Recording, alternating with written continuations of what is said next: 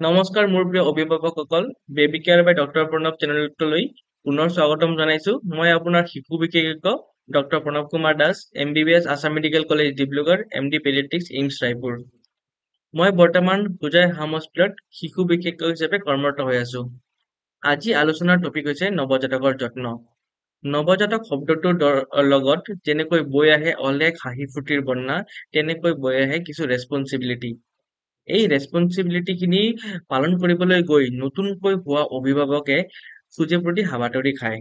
আপুনি যদি নতুনকৈ অভিভাৱক হৈছে বা হ'ব গৈ আছে তেতিয়াহ'লে এই ভিডিঅ'টো আপোনাৰ কাৰণে। এই ভিডিঅ'টোৰ জৰিয়তে মই ইণ্ডিয়ান একাডেমি অফ পেডিয়াট্ৰিক্সৰ কিছু এনে গাইডলাইন শ্বেয়াৰ কৰিম যোনখিনি ফ'ল' কৰিলে আপোনালোকৰ ইনিচিয়েল পেৰেণ্টিং জাৰ্ণি অতি সহজ হৈ পৰিব। আহক আমি ভিডিঅ'টো আৰম্ভ কৰোঁ। প্ৰথমতে আমি জানি লওঁ নৱজাতকক আদৰণি জনোৱাৰ প্ৰস্তুতি। হস্পিটেললৈ গ'লে কি লৈ যাব লাগিব? সাধাৰণতে আমি বস্তুখিনি সদায় বাচ্চা জন্ম হোৱাৰ পিছতে কিনো। কিন্তু আমি যিহেতু জানো বাচ্চা জন্ম হ'বই, তেতিয়া আমি বস্তুখিনি আগতেই গোটাই থ'ব পাৰোঁ যাতে একো খৰদৰ নহয়।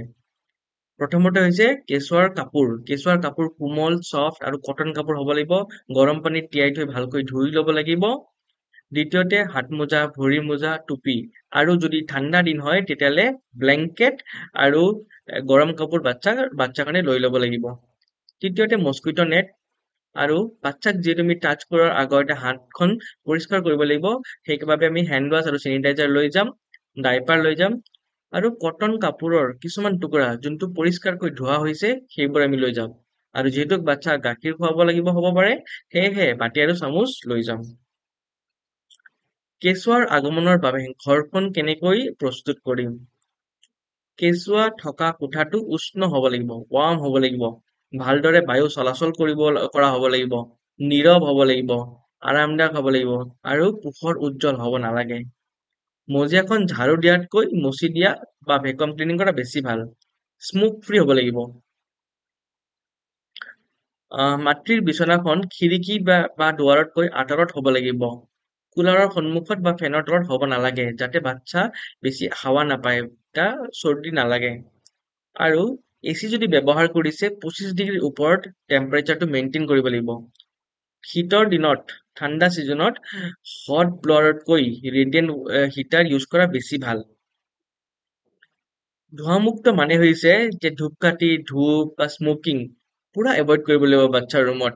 আপুনি ধূপকাঠি জ্বলাব পাৰিব বা ধূনা জ্বলাব পাৰিব বাচ্চাৰ ৰুমতকৈ বাহিৰত জ্বলালে হ'ল, বেলেগ ৰুমত জ্বলালে হ'ল। ঝাৰু দিয়াতকৈ ঘৰটো মুচিব লাগিব। আৰু চাইছো আমি যে এইটো ব্লোৱাৰ হয়, এই ব্লোৱাৰটো ইউজ কৰিব নালাগে কাৰণ ড্ৰাই হৈ যায় এটমস্ফিয়াৰটো, ড্ৰাই হোৱাৰ ফলত বাচ্চা আনকমফৰ্টেবল ফিল কৰে। আমি ৰেডিয়েণ্ট হিটাৰ ইউজ কৰিম। বাচ্চাৰ স্তনপানৰ বিষয়ে কিছু কথা জানি লওঁ এতিয়া।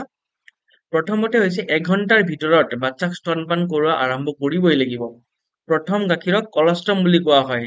এই কলষ্ট্ৰমটো পনীয়া থাকে। এই গাখীৰখিনি আমি বাচ্চাক দিবই লাগিব। বাচ্চাক দিলে তাতে ইমিউনোগ্লোবিন থাকে, যথেষ্ট পৰিমাণে ইমিউনোগ্লোবিন থাকে যাৰ ফলত বাচ্চাৰ ইমিউনিটি ভাল হয়। আৰু 3 ঘণ্টাৰ মূৰে মূৰে বাচ্চাক খুৱাব লাগিব। তৃতীয়তে হৈছে এক্সক্লুচিভ ব্ৰেষ্ট ফিডিং। বাচ্চাক এক্সক্লুচিভ ব্ৰেষ্ট ফিডিং কৰাব লাগিব 6 মাহ। এক্সক্লুচিভ ব্ৰেষ্ট ফিডিং মানে অকল মাকৰ গাখীৰ খুৱাব লাগিব। মাকৰ গাখীৰৰ বাহিৰে পানী এটোপালো খুৱাব নালাগে বাচ্চাক। এতিয়া জানো বাৰ্পিঙৰ কথা। বাচ্চাক স্তনপান কৰোৱাৰ পিছত অন্ততঃ 10 পৰা 15 মিনিট টাইম বাৰ্পিং কৰাব লাগিব। বাৰ্পিং কৰালে অত্যাধিক গেছ পেটৰ পৰা ওলাই আহে আৰু যাৰ ফলত বাচ্চা বেছি কমফৰ্টেবল ফিল কৰে। বাৰ্পিং কৰাৰ 3টা পদ্ধতি আছে। আমি 3টা পজিশ্যনত লৈ বাৰ্পিং কৰাব পাৰোঁ। প্ৰথমতে হৈছে বাচ্চাক পেট পেলাই শুৱাই ল'ব লাগিব আৰু পিঠিত লাহে লাহেকে টেপ কৰিব লাগিব। টেপ কৰিলে বাৰ্পিং কৰোৱা হ'ব। দ্বিতীয়তে হৈছে আমি বাচ্চাক বহুৱাই ল'ব লাগিব, অলপ আগৰ পিনে হালাই ল'ব লাগিব আৰু নহ'লে কান্ধত লৈও আমি টেপ কৰি বাৰ্পিং কৰিব পাৰোঁ। মিনিমাম 10 মিনিট মান কৰিব লাগিব।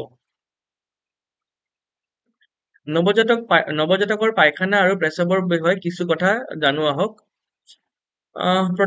প্ৰথম পেচাব কৰিবৰ কাৰণে বাচ্চাক 24 ঘণ্টা সময় ল'ব পাৰে আৰু প্ৰথম 3 দিন 2 বাৰ বা 3 বাৰ পেচাব কৰিব পাৰে।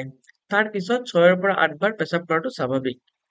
তেনেকৈ পায়খানা কৰোঁতে প্ৰথম 48 ঘণ্টা সময় ল'ব পাৰে। তাৰ পিছত পায়খানাটো ৰেগুলাৰলি হ'ব। প্ৰথম উইকত অলপ বেছিকৈ হ'ব পাৰে। আৰু প্ৰথম পায়খানাটোক আমি মেকনিয়াম বুলি কওঁ, যোনটো কলা ৰঙৰ আৰু অলপ আঠাযুক্ত হয়। আমি ছবিত চাব পাৰিছো যে ডাইপাৰ এখনত মেকনিয়াম লাগি আছে। গ্ৰীনিছ ব্লেক বুলি কয় কালাৰটো আৰু অলপ ষ্টিকি হয়। নৱজাতকৰ টোপনিৰ ধৰণৰ বিষয়ে কিছু জানো। প্ৰথমতে বাচ্চা এটাই 16 ঘণ্টামান শুৱে। 8 ঘণ্টা দিনত আৰু 8 ঘণ্টা ৰাতি। আৰু এবাৰ শুলে 40 মিনিটৰ মূৰে মূৰে বাচ্চা সাৰ পায়। শ্লিপ চাইকেলটো কম থাকে বাচ্চাৰ। আৰু তেতিয়া লৰচৰ কৰিব পাৰে বাচ্চাটো। আৰু এভৰি 3 ঘণ্টাৰ মূৰে মূৰে বাচ্চাক উঠাই আমি স্তনপান কৰাব লাগিব আৰু অলপ মনোযোগ দিয়া প্ৰয়োজন হ'ব পাৰে। নৱজাতকক কেনেকৈ খুৱাব লাগিব? শ্লিপ পজিশ্যন কি হ'ব লাগে? বিছনাখন পৰিষ্কাৰ আৰু ধূলিমুক্ত হ'ব লাগিব। বিছনাখন ডাঠ হ'ব লাগিব। ফুলি থকা ফ্লাফি হ'ব নালাগে। কেঁচুৱাটোক সদায় ওপৰৰ পিনে চোৱাই পেট ওপৰৰ পিনে দি খুৱাব লাগিব। আমি ছবিত চাম। টোপনিৰ সময়ত বাচ্চাক মেৰিয়াই থ'ব লাগিব, যাক চুৱেডলিং বুলি কয়, সেইটো আমি ছবিত চাম। এইখন ফ্লাফি বেডৰ কথা কৈছো, ফুলি থকা বেড, ফ্লাফি বেড। এইখন ইউজ কৰাটো ইমান উপযোগী নহয়। দ্বিতীয় হৈছে ফাৰ্ম বেড। এইখন আমি ইউজ কৰিব পাৰো, এইবোৰ ইউজ কৰিব পাৰো, ফাৰ্ম বেড। তৃতীয়তে হৈছে টোপনিৰ সময়ত বাচ্চাক মেৰিয়াই থ'ব লাগিব। কাপোৰ পিন্ধোৱাৰ পিছতো বাচ্চাক মেৰিয়াই থ'ব লাগিব কাপোৰেৰে, বেলেগ কাপোৰেৰে, কাপোৰৰ টুকুৰাৰে, যাক আমি চুৱেডলিং বুলি কওঁ। আৰু তাৰপিছত নেষ্টিং কৰিব লাগিব বাচ্চাক। কিবা এটা কাপোৰৰ টুকুৰা লৈ চাৰাউণ্ডিং বাউণ্ডাৰী বনাই দিব লাগিব, যাক নেষ্টিং কৰা বুলি কয়। এনে কৰিলে বাচ্চা মাকৰ গৰ্ভত থকাৰ দৰে ফিল হয় আৰু বেছি চিকিউৰ ফিল কৰে। আমি বাচ্চাক খোৱাৰ সময়ত সদায় পিঠ পেলাই শুব লাগিব, পেট ওপৰৰ পিনে আৰু মুখ ওপৰৰ পিনে। এইটো আইডিয়েল পজিশ্যন। বাচ্চাক সদায় এনেকৈয়ে খুৱাব লাগিব। যদি কাটিকৈ খুৱাইছে বা পেট পেলাই খুৱাইছে, তেতিয়াহ'লে এনেকুৱা খোৱা বন্ধ কৰক, কাৰণ এনেকৈ খোৱালে বাচ্চাৰ চিটছ হ'ব পাৰে, ছাডেন ইনফেণ্ট ডেথ চিণ্ড্ৰম। সেই বিষয়ে আমি পিছত কথা পাতিম। নৱজাতকৰ নাভিৰ যত্নৰ বিষয়ে কিছু কথা জানো আহক। প্ৰথমতে নাভিত একোকে লগাব নালাগে। 2 সপ্তাহ বা 3 সপ্তাহৰ ভিতৰত নাভি নিজে নিজে সৰি পৰিব, তাত একো লগোৱাৰ দৰকাৰ নাই আৰু টানা আজৰা কৰাৰ দৰকাৰ নাই। নাভিৰ ষ্টেমটো সদায় ডাইপাৰৰ ওপৰত থাকিব লাগিব।